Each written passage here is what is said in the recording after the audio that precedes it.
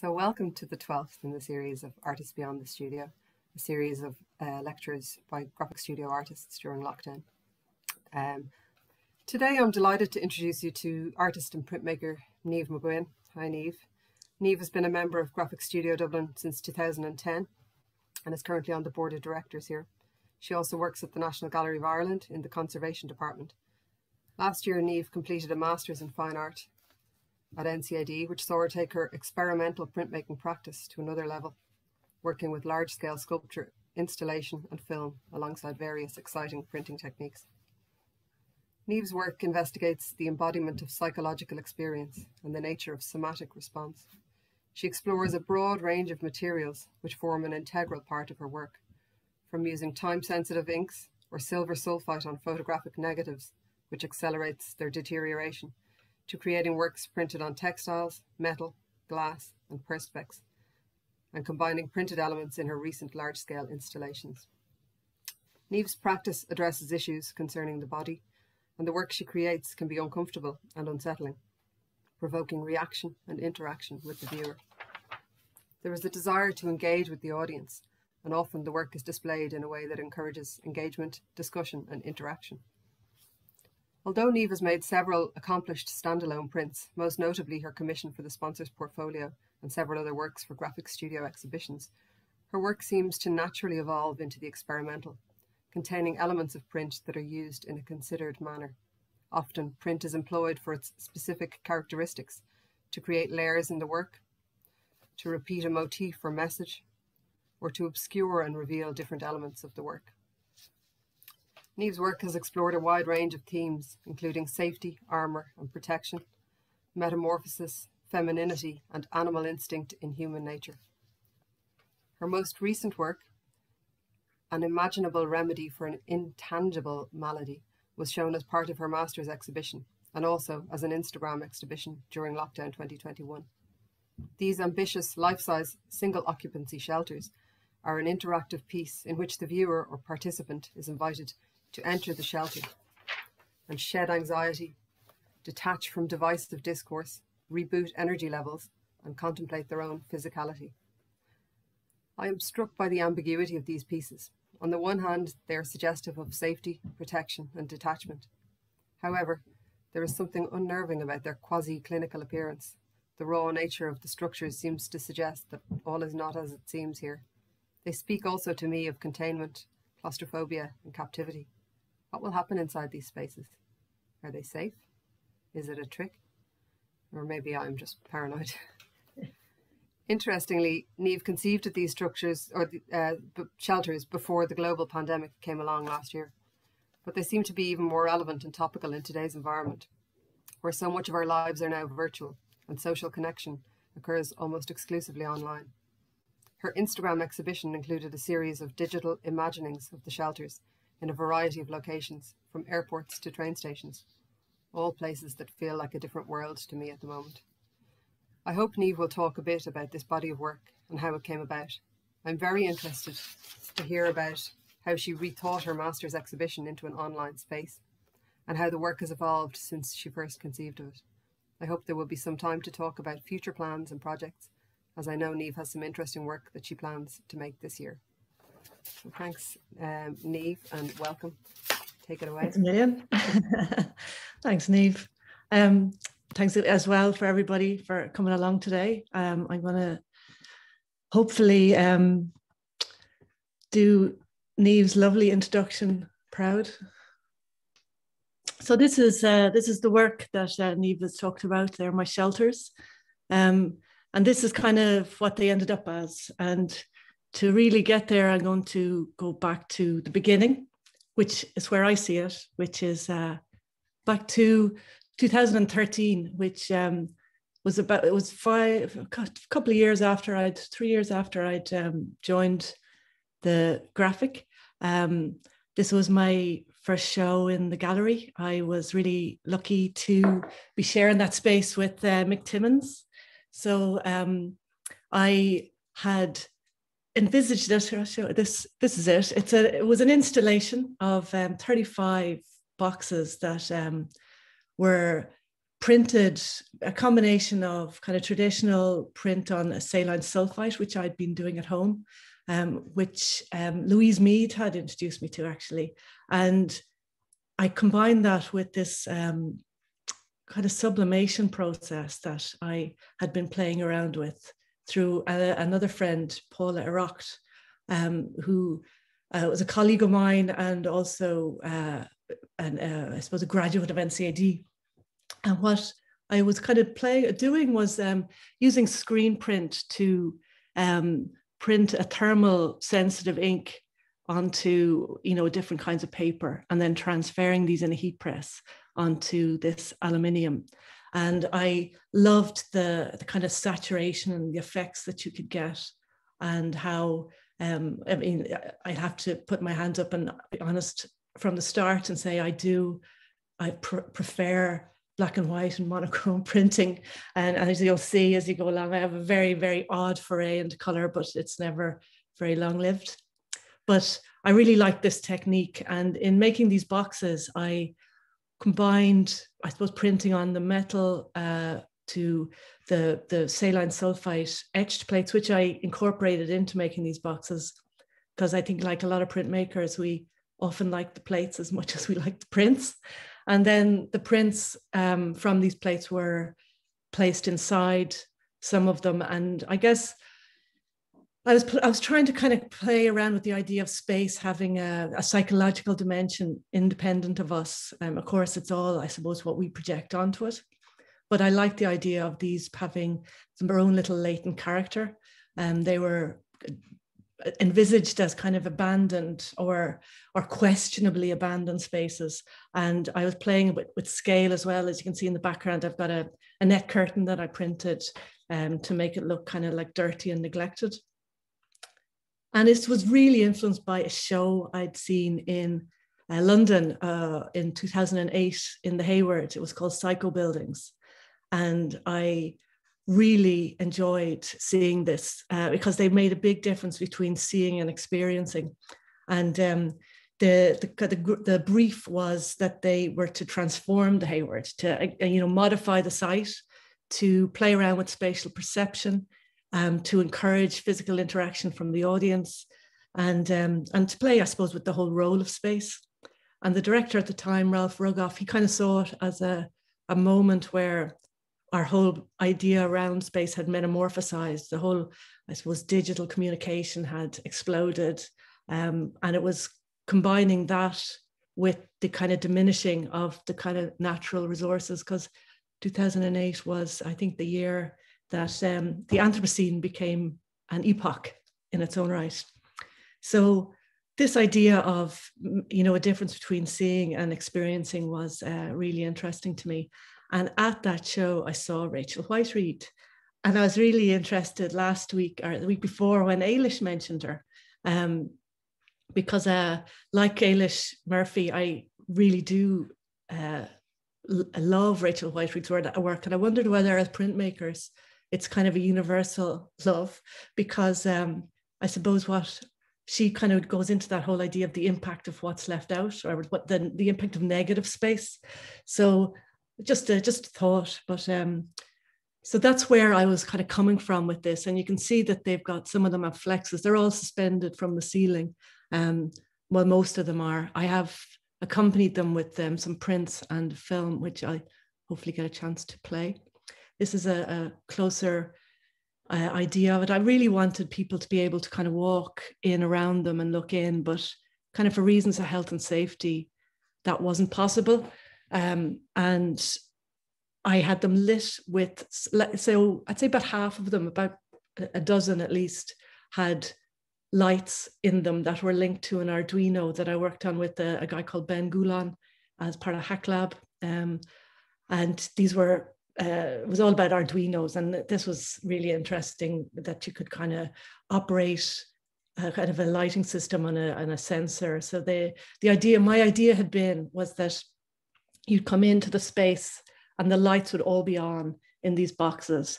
And the minute you intruded, you'd set off that sensor and the lights would all turn off.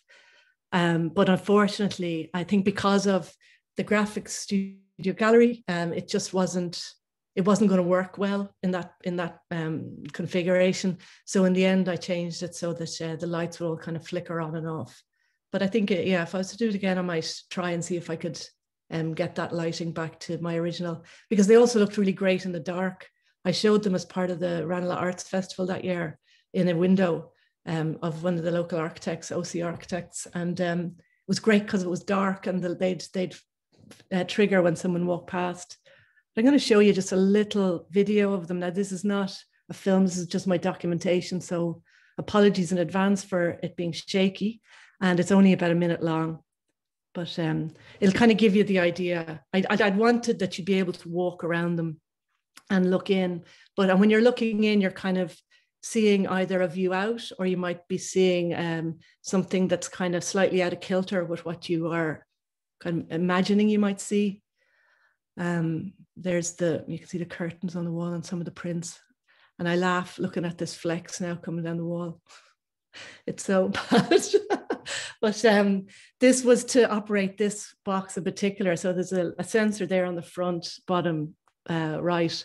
So when you went to try and look in, a curtain would scoot across and stymie your efforts. And there was another sensor to the side of it that operated the box, this little box here adjacent, so that when you went to try and look in that window, it would spin away from you.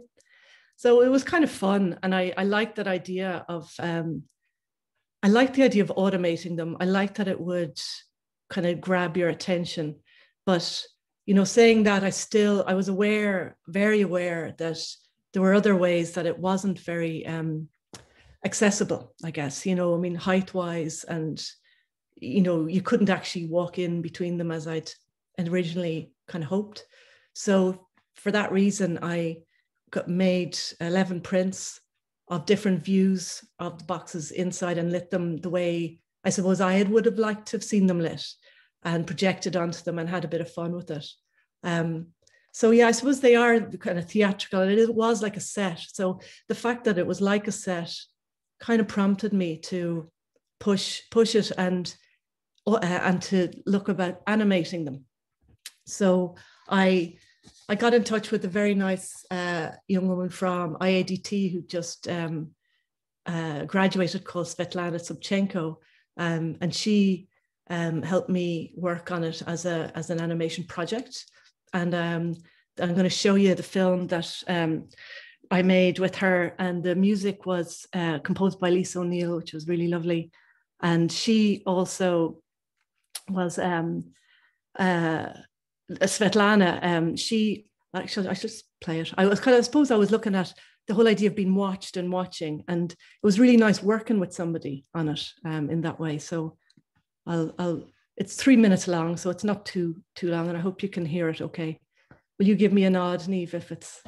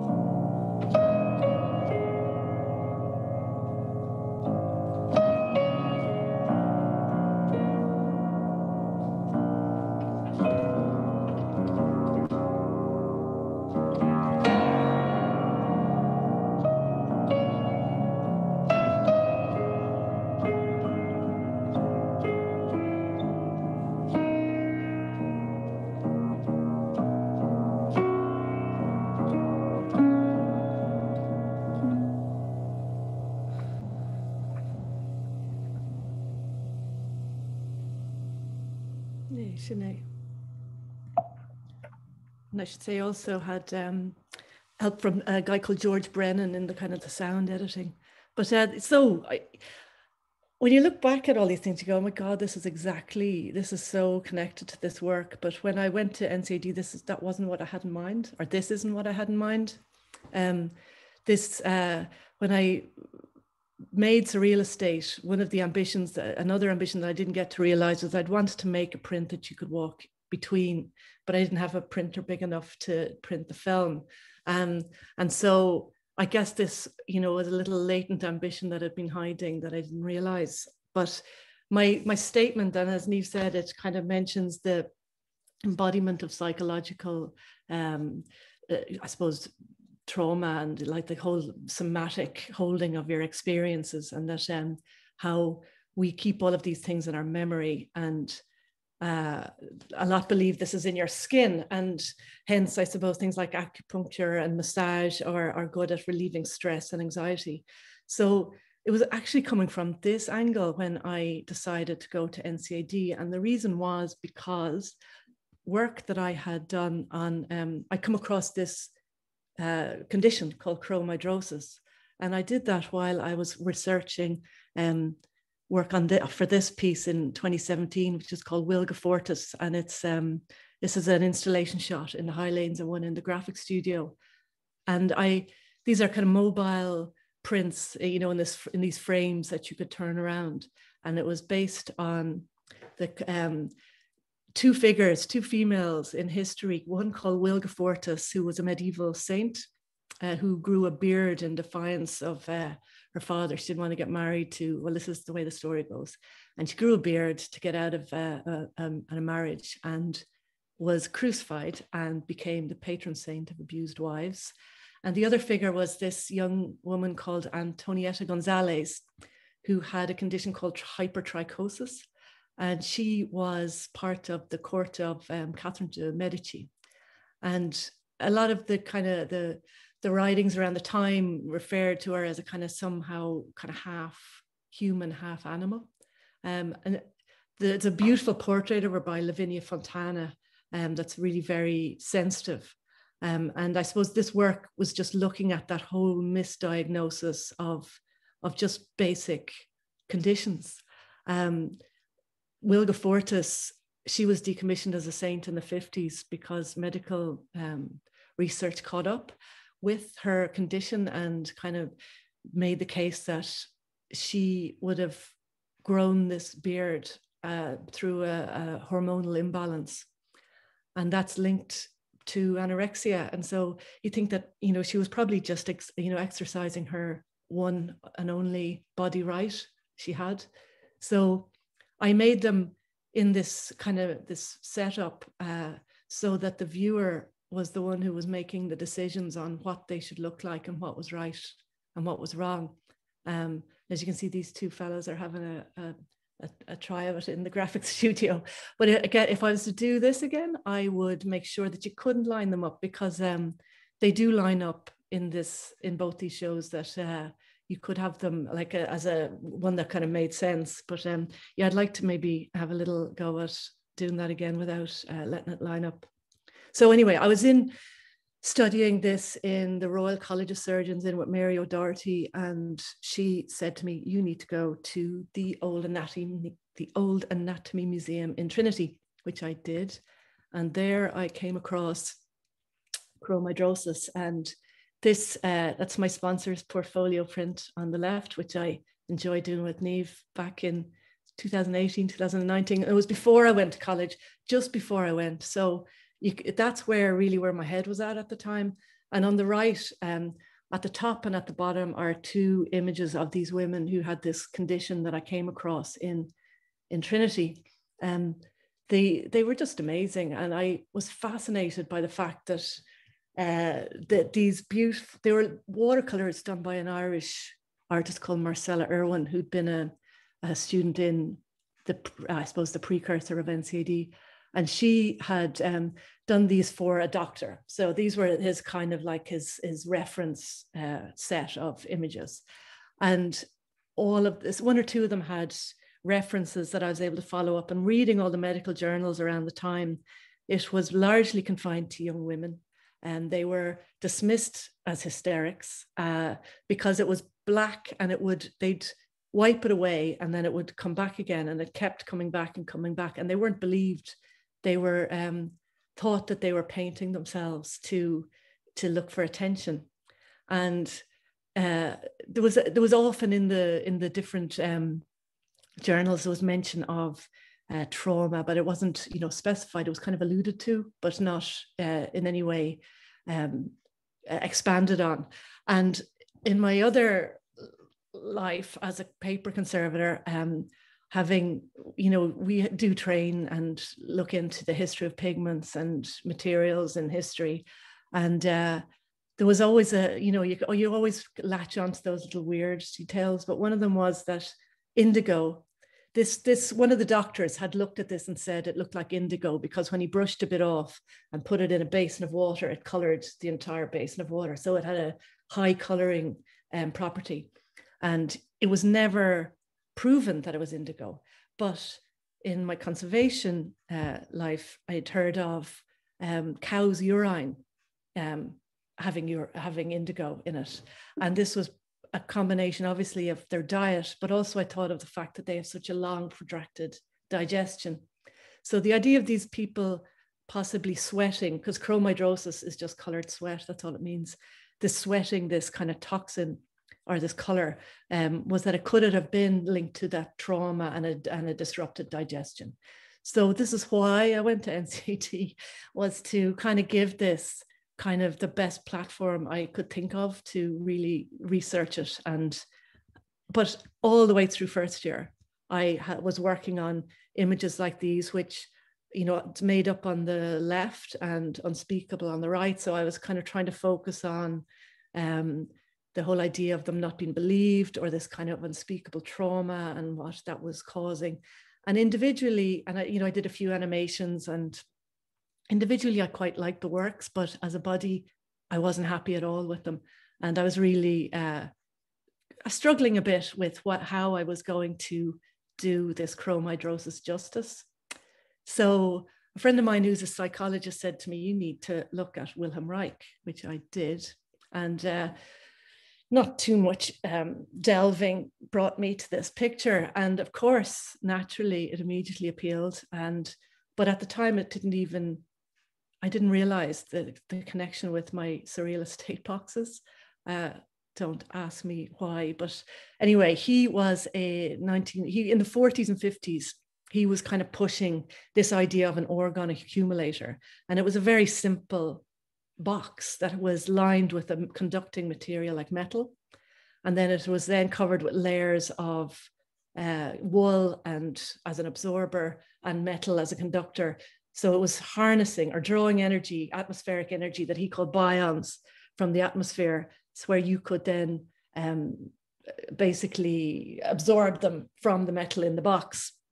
And Jack Kerouac was into it, and William Burroughs. And it was popular at the time, but he overstepped the mark a bit and claimed it could cure cancers. And he ended up being sent to prison for fraud. And a lot of these boxes were destroyed, along with that's a stack of his books. He's quite an interesting read.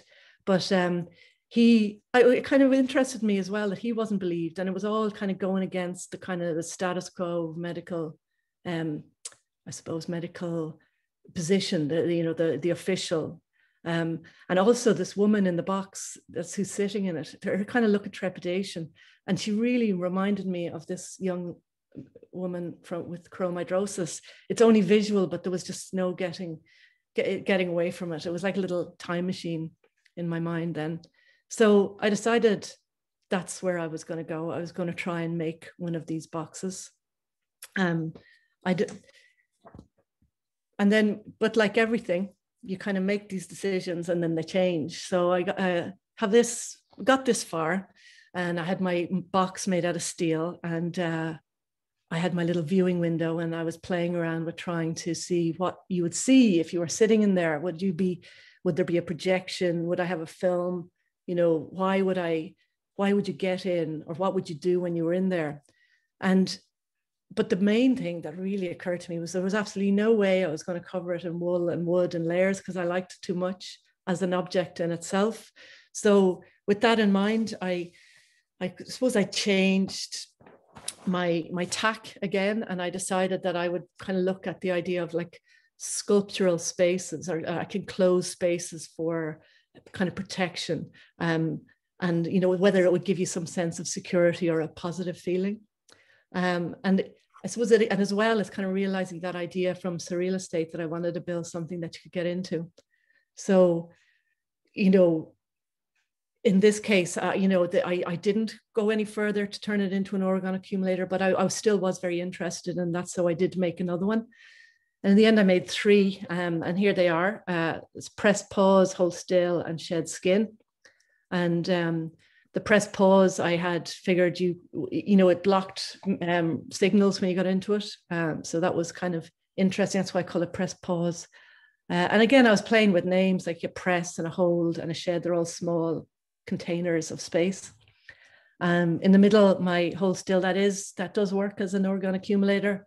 But it's an old data server cabinet that I repurposed.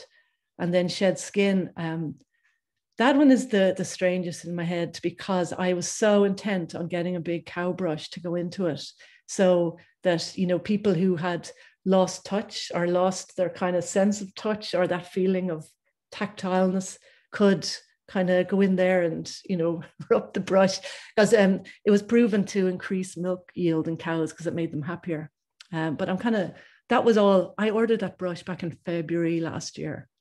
And then in March, after, you know, we kind of, well, that's, I suppose, I'll go into that later. But really, I suppose what was most important was I was trying to come up with titles for them, and I'd kind of gone about a really scientific way. I called them transmitted reflectance introspectroscopy for a while, and then didn't like that. And the imaginable remedy for an intangible malady, that was come upon with Margaret O'Brien, my tutor at the time, when we were chatting about them, and had the kind of quackery that came to mind when you looked at them sometimes. So I liked that name, but in the end, I've stuck with shelters, and I've kind of moved that name onto a booklet, which I'll hopefully get time to show you.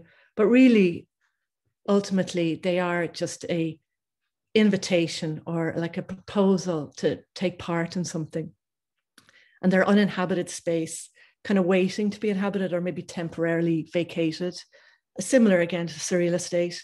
And there's some kind of potential, or there's like the belief or the proposition that there's a potential for something to happen, or that maybe something has happened, you know, and it still contains that vestige of an activity. But what I like is that they're not clinical. They're kind of more industrial spaces. They're kind of quasi-clinical, quasi-industrial. But it's that kind of ambiguity that interested me particularly. And this is the shot of my studio, my lovely studio in the annex. On the 12th of March, we were kind of told we had to take everything out because we didn't know when we'd be going back in again. And this was kind of at the stage things were at. And I had to leave them.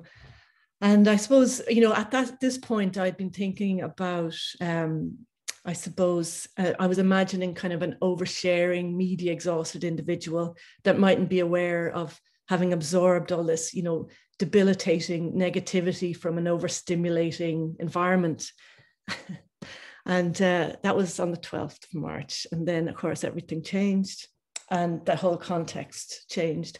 And what was lovely was the whole history, the historical element became irrelevant. And, you know, I had been looking at them as a kind of a retreat into a virtual world, which is exactly where we find ourselves now.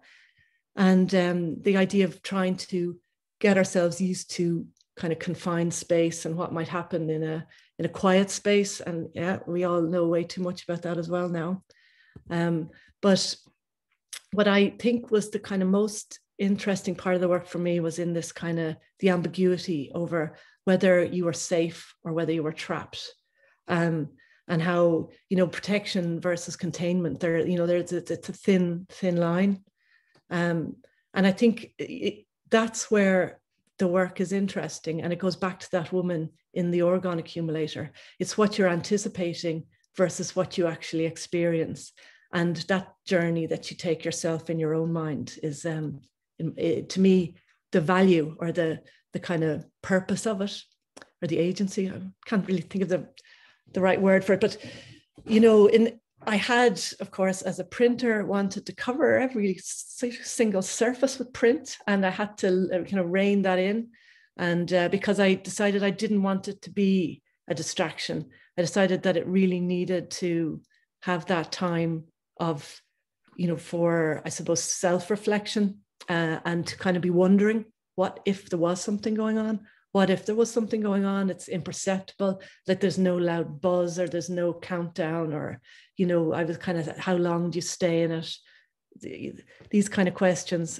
And, they were interesting to me, but I suppose what's kind of more interesting was then what do you do when you get out? It was like, what, if you feel changed, how does that impact when you get out? But yeah, a lot of people were asking me, are they sensory deprivation chambers? I said, no, definitely not. Even though I had tried to reduce the distraction, they were definitely not designed to be any way kind of depriving spaces.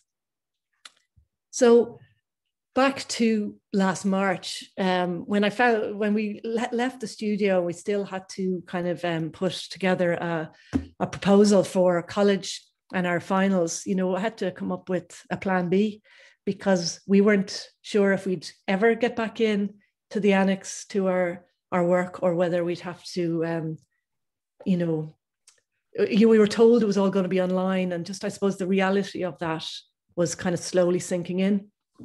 And to kind of occupy myself, I started, you do what you can do with what you have and where you can work. So I was making some costume pieces and printing with my heat thermal heat set printer, and using different kind of body temperature responsive inks. And I made these different pieces of costume, and I called them Shell of Mucus, because the year before I travelled to Gaelic Escargot in County Carlow to a lovely woman called Eva Milka, who had a snail farm, because I was very interested in the idea of snails being self-healers, that if their shell cracks, that they can fix it themselves. And it's inside that little shell that they make with their own mucus. So this idea was that this pretend cape of mucus was something that you could put on and heal. So it was, again, using the same, I suppose, theories and thoughts I had in my head in college, maybe slightly odder, but I had, in making them, it was actually very, I'd been thinking of fairy tales and all that, but actually making it was quite painful. So it did remind me of, whatever, knitting shirts of nettles and that kind of thing. But yeah, and I also made little miniatures of the boxes so that I could kind of play around with lighting and all this time I was constantly on to Birmingham, wondering when this cow brush was going to arrive. But I made a film in the end. I'm going to try and show you this now. This is it's just under 4 minutes. And this kind of gathers together everything that I was doing when I couldn't get to the boxes. So I was using stills that I had taken before I left the studio, with kind of green screen and the costumes, and then, mocking up my little models and trying to pretend they were the full scale thing. The other thing that we were given an opportunity to go back to print in the September. It was called Makers Month in NCAD. This was to kind of, we'd already submitted all our proposals and it was all done virtually. And this film was part of my proposal, as well as the little miniatures that I'd made. And so I realized just how much I missed print, actually. And I made these because the graphic studio opened up at the same time. And even though we did have Makers Month in NCAD, it was very curtailed as to where you could go, because this was all, I suppose, down to the numbers who could be in studios at the time. So I have to say a massive thank you the graphic studio for this time and for being able to get into print. So I made these. They were called a yearning anticipation for the old normal. I think my titles were getting longer and longer, but I was looking at this idea. You know, everybody was talking about, oh, this is the new normal, and this was kind of in response to, I didn't really, nobody wanted this new normal. We wanted the old normal back. So I included this. This gave me an opportunity to finish the work. In the meantime, my cow brush had arrived. I was able to finish the construction on the boxes, and they were all submitted to kind of final NCAD, their digital catalogue, and also like things like the RDS, and I was really delighted that the shelters got longlisted for that. So that was a really nice boost at the time. And also, I suppose as well, I made this, this is where I used the Imaginable Remedy title, because, I was we were still it was all not knowing whether we would have a show or how that show would be, and whether it would be online only. So I decided I'd make a booklet, which is a physical booklet, but that it would also be something that could be accessed online. And this was, I suppose, it goes with the shelters, but it also stands alone on its own. And I wasn't sure whether if we were going to get any chance to show it, because that was another actual, benefit that NCAD, they were very supportive in. They couldn't give us a degree show, but they did say, the gallery will give you a show for any of the graduates who wanted to. It wasn't going to be a degree show, but you would be given an opportunity to exhibit in January. So we all went thinking, oh, January, that's miles away. We'll have a physical show. It'll be great. But then as it got closer, we realized, okay, maybe not. And so I had this in standby as if it did go only online, that this might be my contribution to it along with my film.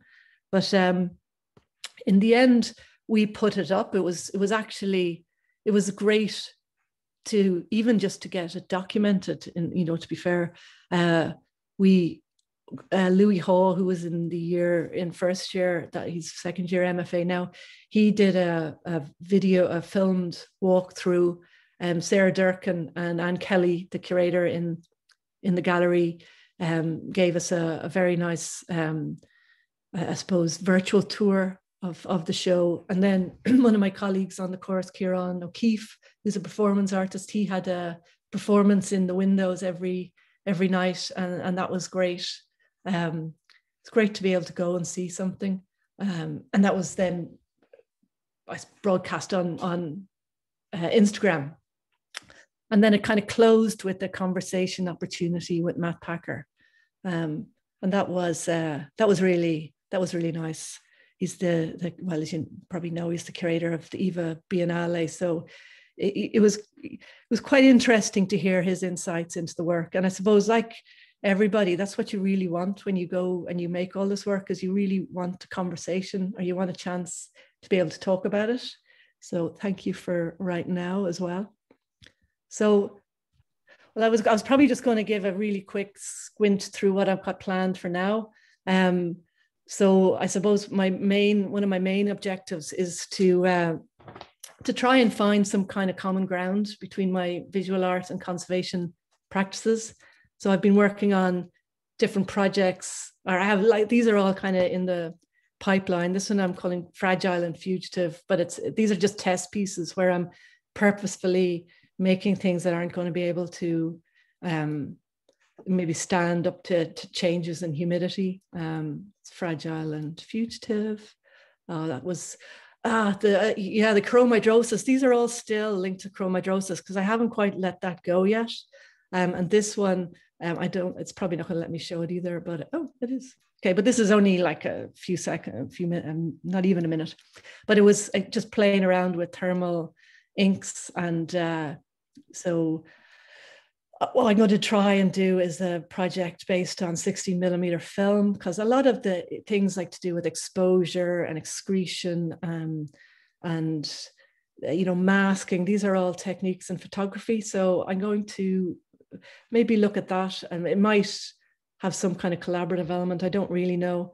And this is another project that Niamh mentioned about accelerated aging.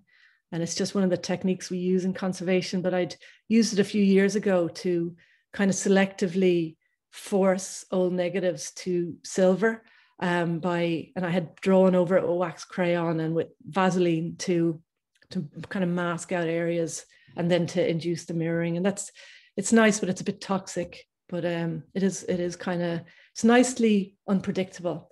And then this is my snail lady for the diamond point.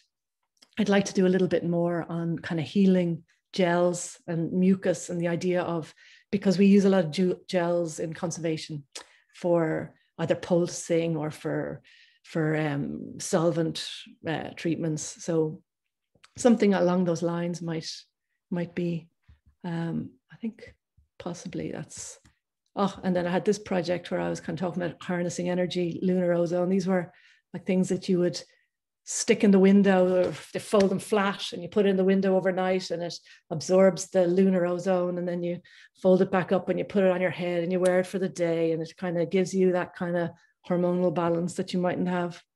That's the hat. Yeah. And then my last thing is I'd like to go and do another, we did a film, Merciful Hour, as part of our second year, one of our modules, and this was like a film screening. And so we had made a film, and that's it. I'm going to stop there, kind of speed through that last bit, but if I don't, I'd keep going forever. Really nice, Niamh. Really fascinating. Oh, thank you. I could hear another hour of it if you had, if we had the time. Give another hour. Yeah, very nice. I love, I guess it must have been really gutting for you to, because your work is so interactive, to have to have moved to the online kind of forum for it. Yeah. I think it worked really successfully.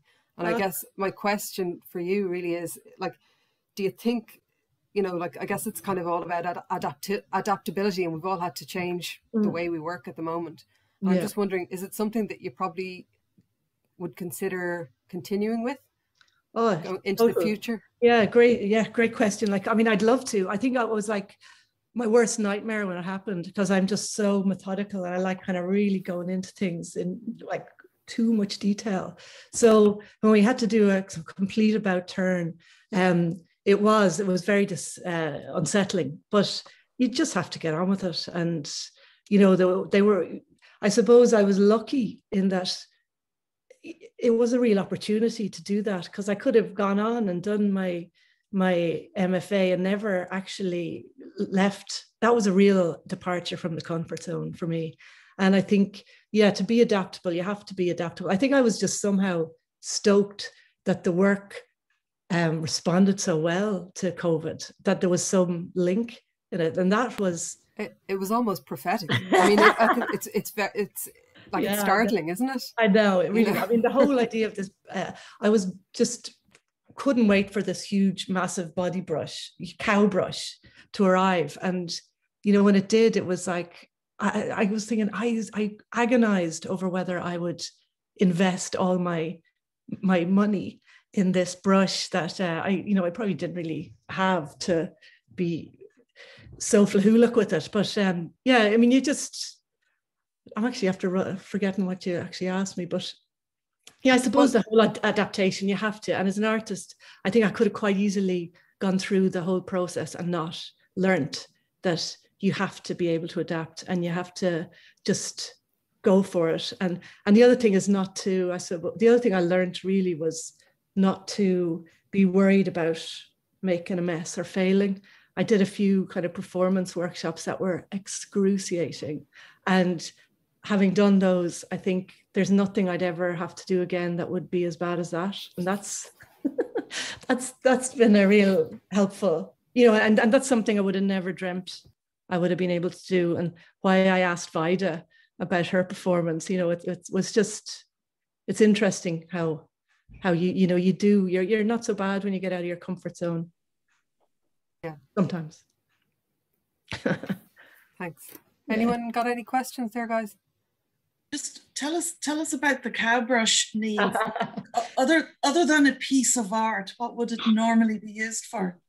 Well, this was custom made. I asked them to make it for me so that I couldn't use a cow brush because the bristles would be too, we're also health and safety conscious, and even more so now. But these were designed for cows in the shed that they could scratch their backs on, and that they had found that they increased their milk yield because they were happier cows. I know this sounds all lovely, and maybe I'm just deluded, but the idea of touch being so important for all of us in our expression and in comfort and in babies, and that whole idea that they need to be held, and that I suppose I was thinking of.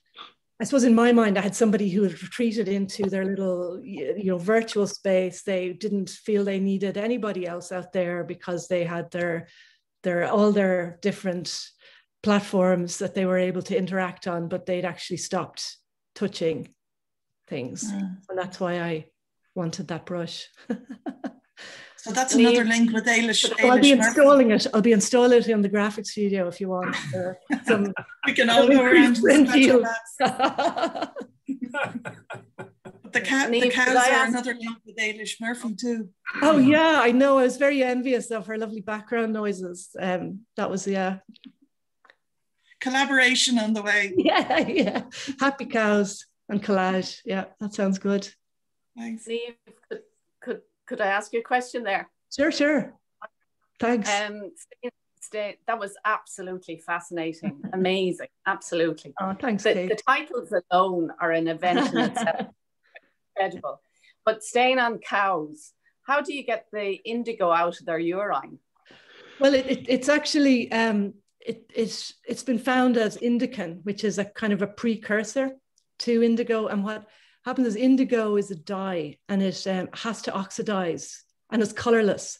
So that's why these women were able to sweat it. It was coming out as a colorless sweat, and it would in the cow's urine, it would be a colorless compound called indican. And when that is exposed to the air, it turns to indigo through oxidation. And that's what was happening, is that they were sweating. I think this is what I believe was happening, is that they were sweating. It was being wiped off, and it was coming out and as indican in their sweat. I did go into a lot about it because it kind of disappeared in the 50s. I think the last article I read about it was in the 50s. And again, there was all this concentration on why they were sweating here. I think this is the thinnest area of your skin, or one of the thinnest areas on your skin. And they had different sweat glands. They had misplaced sweat glands, and that's why they were. Okay. Yeah. Weird one. Powerful. Yeah, but the cows, I think, because they've their 4 stomachs and they're there. Yeah. Niamh, may I ask you about the concept behind the shelters? I don't know if you saw in 1999 Mike Nelson's exhibition at the Douglas Hyde, but not in the Douglas Hyde, but I love Mike Nelson. Yeah, he had a tourist hotel in the Douglas Hyde, one of John Hutchinson's great presentations, and that sense of confinement that I get from your pieces reminded me a lot of that particular exhibition. Super. Yeah. But the idea of coming out of your shell as well strikes me as sort of thematic. Yeah. And the peculiar contradictions in that of solitary confinement, prison, cell being some way a kind of a place of rehabilitation, transformation, and also the idea of like a cocoon, that you come out of something, going in as something and coming out as something, or the saints going into caves to transform themselves in some way. I'm just wondering, do you see the work in a positive light, that you're presenting something hopeful, or is it a warning, that you're putting out. Well, for me, Kieran, it is all positive, but I can totally get why you might not want to, or people would see it as something negative. And what I loved is that it really was polarizing in a way. Like a lot of people went, "Oh, I love it. I love being there," and others were going, "I'm not going anywhere near it." And you know, that to me was great. I think one of the first things I ever exhibited was in the school with the kids, and some people were like, "Oh, that's really interesting. Oh, I really like that." And then others were, "That's awful. Like, how could you put that on the wall?" And you know, and at that time I thought, okay, well, that's good. You know, that kind of, you know, prompted some opinion. But the whole shell and coming out of your shell. I've been printing. I think one of the first prints I did in the graphic was called Her Suit, and it was of a woman in a shell dress coming out of her shell. And so I mean, I think, you know, I was thinking of just how cyclical I work, and maybe a lot of us do. You know, you're kind of, you know, you're kind of thinking that you've left one body of work behind, but I guess they're always there, you know, reappearing at different times in different ways. But yeah, I loved the aesthetic of the boxes, and I couldn't understand why, you know, I was being asked, you know, how are you going to get somebody to get in there? Because I was just thinking, I am so in there. Because, you know, you think of, you know, thinking of the Three Little Pigs, like the was a straw house and the wood house and the brick house, that you go straight for the brick house if you're looking for security, you know. But So. Although in contemporary culture, I mean, a lot of young kids in particular might think of Harry Potter under the stairs, you know. Yeah. You know. Actually, a friend of mine told me about that scene from, I think it's Steve McQueen in it, and it might be The Great Escape, or it's one of those where he sends the hole again, and he's sitting in there just bouncing the ball off the wall. That's right, the warden comes down to tell him it's time to go, and he kind of lets on he'd rather stay, and you know. Yeah. So it's that as well, that kind of perversity, and kind of, actually, I'm quite happy in here. Yeah, but well, no, so it's brilliant talk and fascinating insight into your work. Really wonderful. Thanks, Karen. Yeah, I'm kind of keen to try and find, though, where it links in with conservation, because when I started printmaking again, I kind of saw it as very separate, and now I'd like to work out where the similarities are. I mean, looking back, a lot of the work has that at its kind of core, that my whole conservation background, but I've kind of resisted it for a long time. Maybe it's time to embrace the conservation. Do you mean a technical conservation, or you know, the global issue of conservation? Oh no, the technical. Sorry. Yeah. Global. That's not my. No, fair enough. I love as well the collaborative elements that you seem to get Thanks, involved in as well. Like, that's what I love as well, and I'd love to do more of that. Definitely, I'd see you doing some more collaborations with scientists and stuff, because there's so much kind of technical elements to the work, and I think that's really interesting. Yeah, and I think you just always love learning as well. So, you know, if you do a collaboration, you're always then exposed to somebody else's take on it and what you get from that. So yeah, I'd love to do more collaboration. More of everything, really. Okay, guys, thanks so much, Niamh. Really appreciate you taking the time. Thanks everybody for listening. Yeah, really do appreciate it. Wonderful talk.